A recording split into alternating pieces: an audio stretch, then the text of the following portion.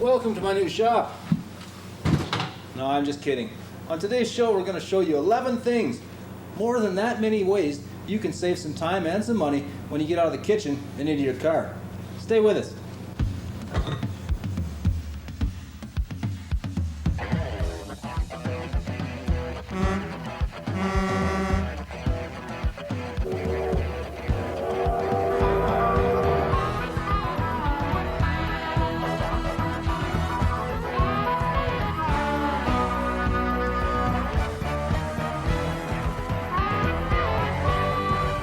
Bob Bourke is the mechanic at large.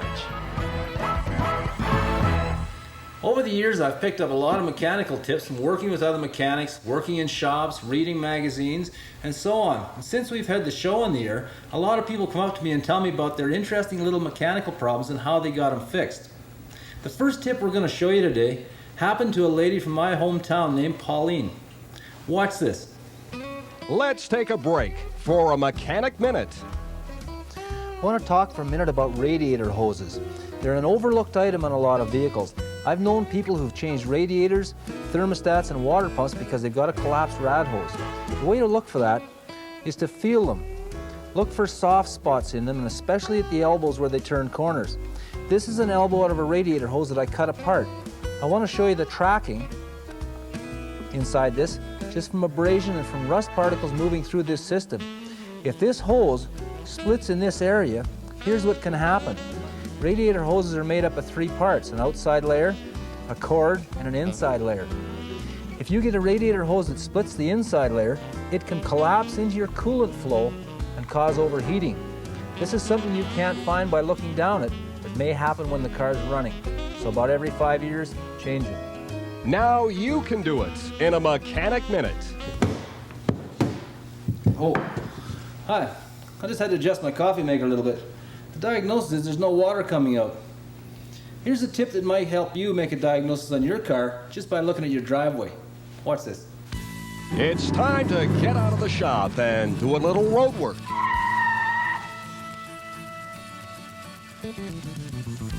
Today on Road Work, we're going to play driveway detective. Let's get this car out of the way. What your car leaves behind in your driveway or on the street can tell you a lot about the condition of your car. Let's have a look. Here we got some green fluid. Got quite a greenish tinge to it. This is antifreeze. You can identify antifreeze under a car by tasting it. Just take a little drop in your finger. It's very, very sweet, and it's not oily at all. That's antifreeze. That means you've probably got a leaking radiator, leaking hose, or possibly a frost plug or a block heater. If you've got that in your driveway, clean it up. Pets like to eat it, and it's poisonous. This is engine oil. Easy to identify. Very, very black. Hasn't been changed for quite a while. That means you've got a leak somewhere in your oil pan, your oil filter, or possibly in your valve covers. This little oil spot here is automatic transmission fluid. It's always red. In a front-wheel drive car, you may find this right at the front of your car because your engine's mounted crossways. If you've got an automatic transmission fluid leak, it's probably at the front in your front seal under your converter or at the back. When you find a spot like this, you may want to look under your car and identify where it is. This one back here is a real problem. This is gasoline. You can tell gas leaks because they don't last very long, they evaporate very quickly, but they're also very dangerous. They may leave a yellow or reddish tinge around the outside when they evaporate. On concrete, gas is not too bad, but if you're parking on asphalt or have an asphalt driveway, it'll deteriorate it very quickly. So by looking underneath your car and seeing what you're dropping, you can tell what repairs you may need in the future and probably get to them before you have a major breakdown. This has been Road Work with Bob Bourke. Look at this. Now, a lot of people would be worried if they had their coffee maker spread all over the counter like this, but not me. I'm a mechanic. I'll fix it. This next tip is about something that's not broken, but it's something that does need fixing. Watch. It's time to get out of the shop and do some road work. Today on Road Work, we're going to talk about pulsating brake pedals. A pulsating brake pedal is one that moves under your foot when you're applying your brakes steadily. You'll notice it more at low speeds when you're coming up to an intersection, and the pulsation will kind of slow down as your vehicle slows down. This can be a sign of an expensive problem, but there's 2 or 3 things that you can check yourself that might save you an expensive repair. Let's have a look. Speaking of repairs, this truck could use a few. First thing is to jack up your vehicle and take off your front wheel. You can find your brake rotor in behind. There's several causes of pulsation that are fairly cheap to fix. If you've got a vehicle you don't drive too much and you live in an area where there's lots of rain, you may find a spot of rust will build up underneath the brake shoe on the rotor.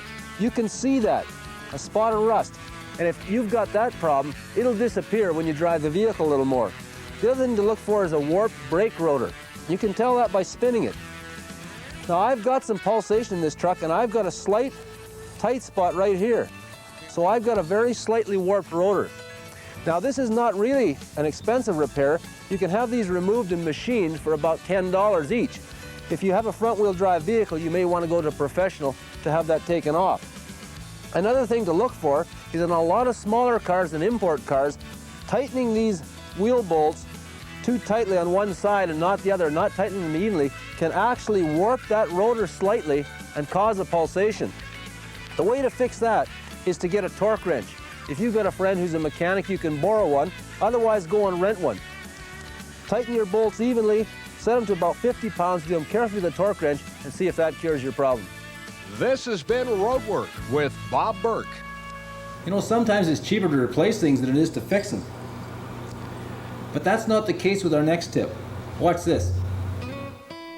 Let's take a break for a Mechanic Minute. If you've got a problem with a dome light that won't turn off all the time, you may have a problem with the little switch that does that. The problem may be wear in your car door. In the old days, the switches that contacted the door were adjustable.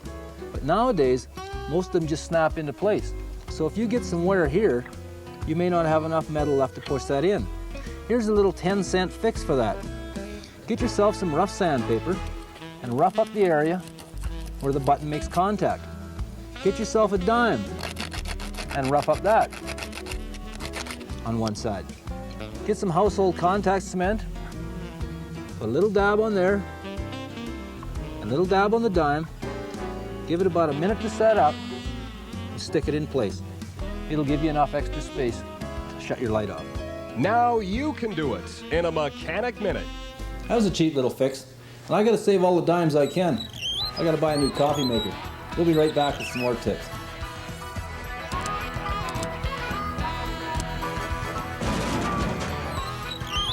Most repairs shown on Mechanic at Large can be accomplished by the average person. Should you feel uncomfortable attempting any repairs, you should contact a qualified mechanic or your local service station. Mechanic at Large and this television station assume no responsibility.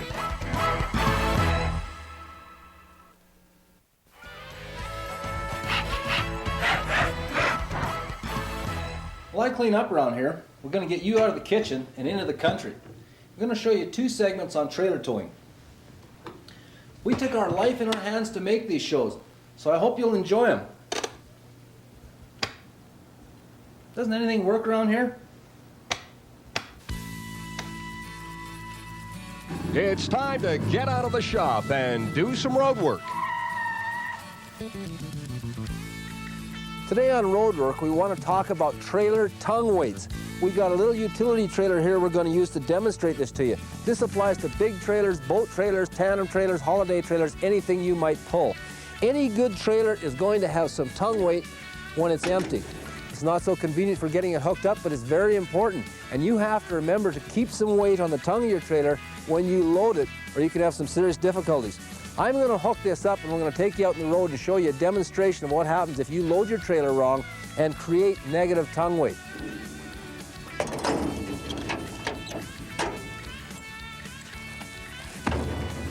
I loaded about 300 pounds of weight right into the front of this little utility trailer.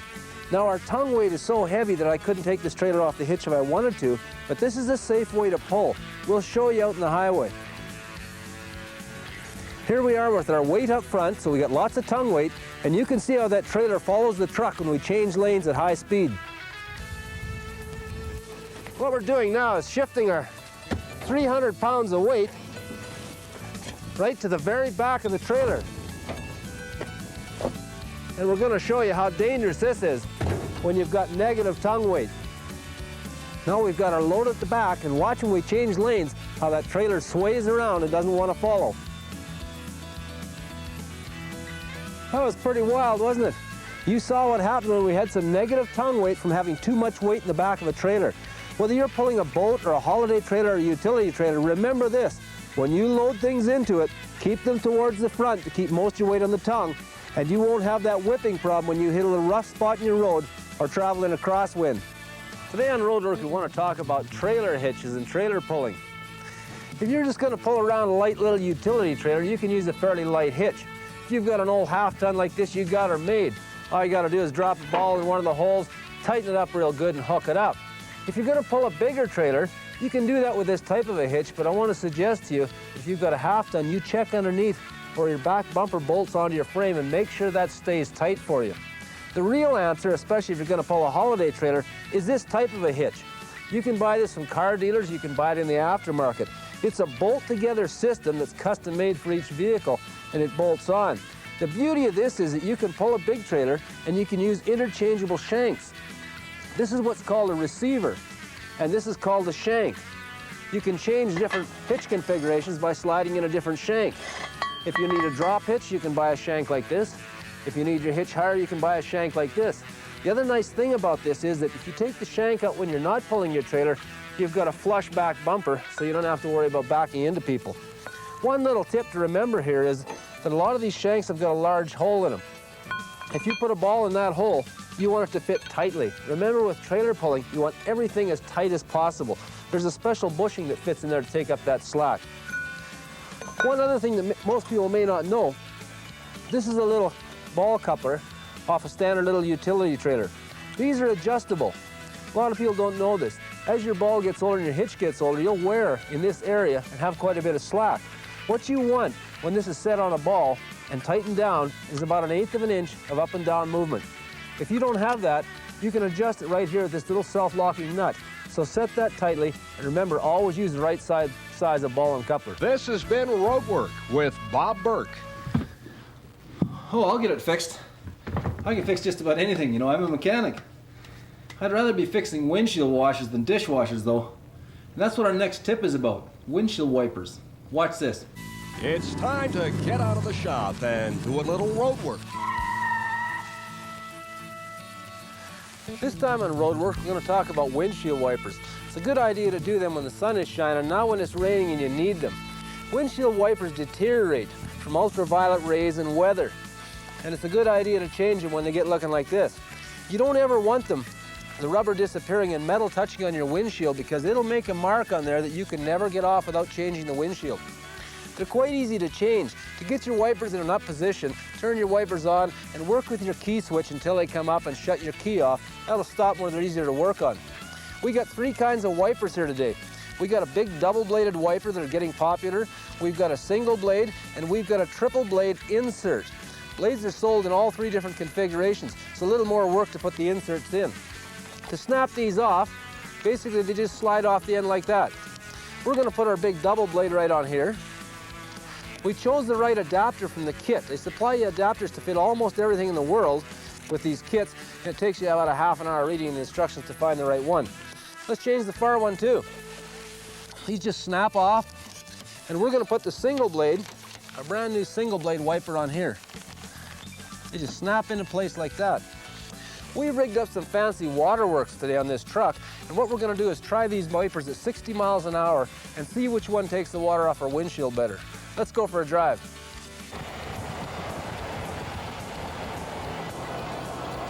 We're driving down the highway, we're up to about 60 miles an hour, and you can see both these wipers are doing a pretty good job. I don't know which one's working better. That single one looks like it floats a little bit at speed. Double one's doing a good job. I don't know, I'll keep driving, you decide. This has been Roadwork with Bob Bourke. Of course the dishwasher works. I'm just checking out this wiper blade. Look at that. Pretty slick. When we come back, I'm going to show you about 4 more tips to save you a little time and money.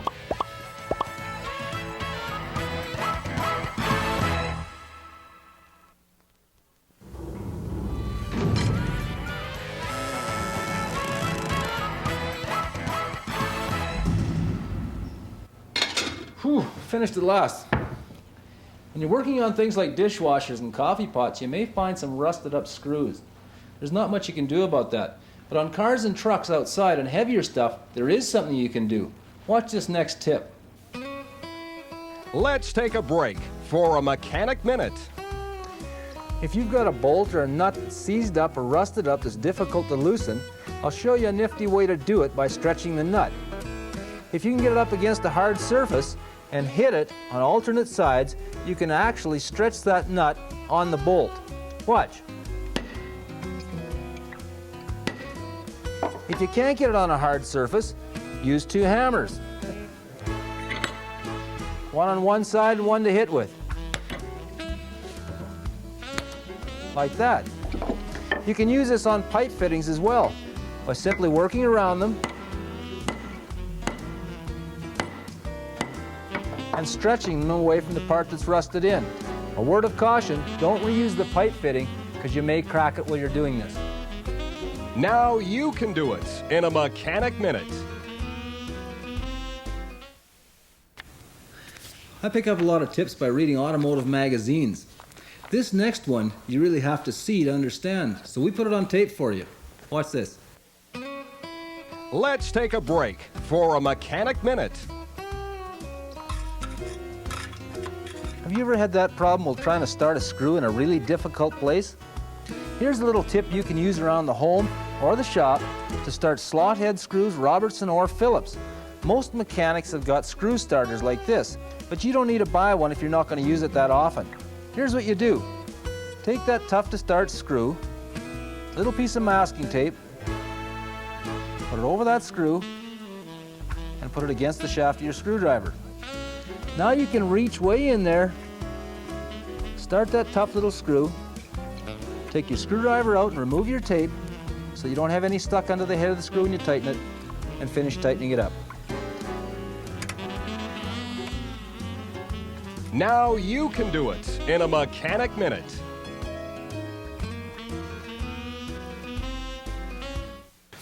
This is a tip you won't read in any magazine.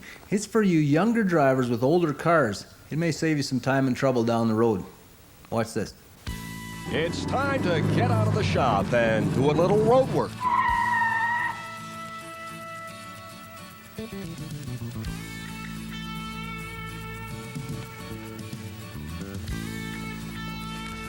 Gee, this is really embarrassing. I hope nobody recognizes me out here. You ever had this problem, running out of gas? It's happened to me a couple times. If you've got a late model car, or a small import car, you probably have an electric fuel pump inside your tank. So if you run out of gas, you can get it to start again by just turning on your key for about 20 seconds and then cranking your engine. If you've got an older vehicle like this with a standard fuel pump, you may have a problem getting the gas to pump up to your engine. We'll show you a little tip about that. Save a little bit of gas in your can, don't put it all in your tank. We'll show you how to prime it to get it started again without killing your battery. I'm going to show you how to prime your carburetor to get your engine to start and draw its own gas. If you run right out of gas on a big old engine like this, it's hard to draw it up. You've got to take your air cleaner off, take your filter out of the way, set them aside. We want to put a little bit of gas straight down the air cleaner, or down the carburetor. We want to find something to do that with. I got a little glass jar here. If you look around the ditch, you'll be able to find pop bottles. Almost anything will work. Don't use styrofoam, because the gas melts the styrofoam cup. Just put a little bit of gas in a clean container like that, and put it straight down the carburetor. That'll help the engine to start and draw its own gas. Make sure you put back your air filter and put the lid on your air cleaner before you try this, because there's a danger of backfire that'll cause a flash fire. You might have to repeat this 2 or 3 times, but that'll get you going without killing your battery. This has been Road Work with Bob Bourke. Our next tip comes from one of the guys on our crew, Brad. He said his grandfather told him about this, and this might make something you already own work better for you. Watch. Let's take a break for a Mechanic Minute. These car ramps are a great idea to get underneath your car, especially if you're a little overweight like me. But the problem with them is when you're trying to drive your car up, they sometimes want to move away on hard surfaces. We've got a tip for you brought in by one of the guys on our crew whose grandfather told him this.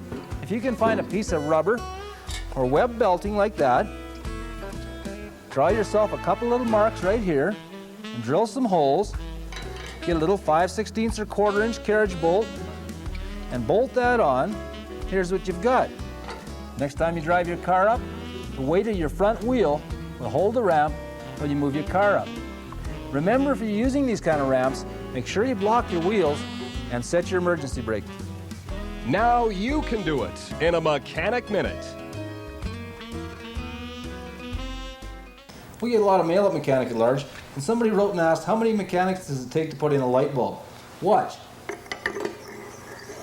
You see, there's always an easier way to do things. That's what our next tip is about. Let's take a break for a Mechanic Minute. Here's a little tip that you can use to get a bolt into a really restricted place that's just too far to reach. This is a doorpost on a car. I have to get a bolt here, and I have to put it in through here.